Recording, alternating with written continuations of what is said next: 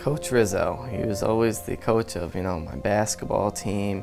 He used to drive me around to my soccer games, to my lacrosse games. Even though he was the owner of this landscaping business, he was just a great guy, an awesome husband and the best dad that, anyone could ever think of. I have two brothers, and Will was always the soccer star, and Peter was on the football team. It was the four boys, that's how we said it. He loved his family, and he always will. I like to consider myself a soldier. I'm a cancer soldier. I was 26 when I was diagnosed. I lived a very fast-paced life, very career-oriented, focused on having a good time as often as possible. And now at 31, I can honestly say I'm nothing like I was 5 years ago. He actually developed like this heavy cough. We took him to a doctor and they said that, it's just phlegm and he just might have bronchitis. It continued to get worse and worse, and so finally we took him to a doctor and they said that he had stage 4 non-smoking lung cancer. It started off with headaches that just got pretty intense in terms of severity and frequency, culminated in loss of sense, loss of hearing, loss of sight. My tumor was causing so much intracranial pressure that my brainstem was herniating out of my my cranium. At first they really couldn't do anything. They didn't have any ideas because it's stage 4, and as we know, that's the worst part. He goes, I will go through any kind of treatment, just we need something. Every 3 weeks he'd go for 3 hours and get his chemo treatment, and that would be it. And it was working. I had the surgery, I had radiation, everything seemed fine. A year after I've been essentially healthy, that I tried to do a fundraiser for brain cancer. I went on a long bike ride as part of my training and discovered some hip pain that was quite abnormal. Everybody told me it's like getting struck by lightning twice. It can't be cancer. It's so uncommon for a primary brain cancer to metastasize outside the central nervous system. Sure enough, it was.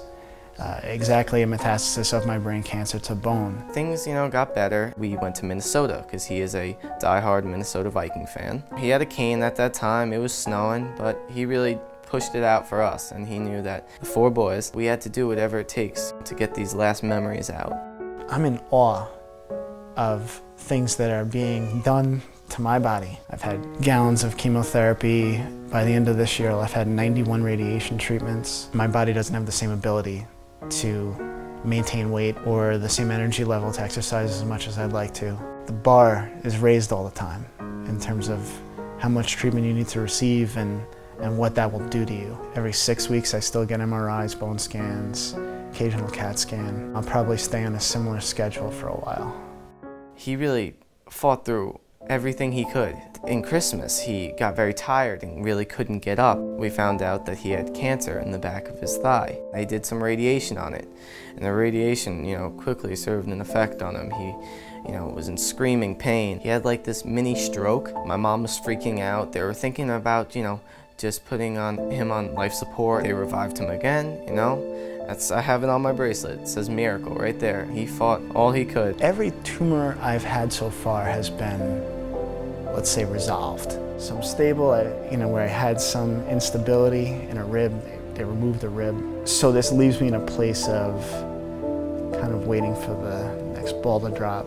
He was told that it spread everywhere. They said 3 weeks was all he had left. It was actually the 44th day, on Father's Day. He made his barbecue in his wheelchair. He was able to do all these things even after all those situations. He sat us down one by one. He said, keep that lacrosse stick in your hand and keep doing what you're doing, man, because I know that you'll make your mother proud.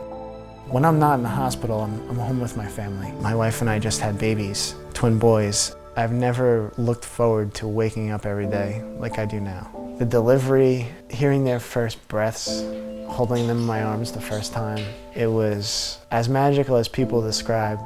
I really do believe that the way you maintain your emotional state affects your body and affects your body's ability to, withstand treatment and beat the actual disease itself. I couldn't imagine being any other way than optimistic. I wish I could have those moments back. I look back at it now and it's almost like it went by so fast. It's very hard to cope with because he's gone. I know that he's following my footsteps, and I know he's watching me right now. Anything can happen at any given moment, and it's important to get down everything that you want to do. You really have to take every day as it could be your last. Our lives are a testament to what doctors can do. As a whole, I feel like cancer treatment has come so far, and I feel like it's still just going places. Every week I read about something new. He wanted a little memory, making wristbands for 44 and making t-shirts so we could represent him. I'm wearing his number, he's still with me. If you ever want to see a crowd, go to the cancer center. It's amazing. Like, there's just way too many people with cancer. One of the things that I am most impressed with is the way that, my doctors at NYU, and I have quite a few of them, do collaborate with a few of the doctors I've seen at Sloan, working towards the same goal. It's ultimately going to save lives. I think it all starts with collaboration. With the science that they have these days, I truly believe that we can find a cure. Because cancer is not the easiest thing to conquer. And the more we raise money, the more we become more aware of the situation. Doctors like Dr. Waxman and foundations like the Waxman Foundation get funding from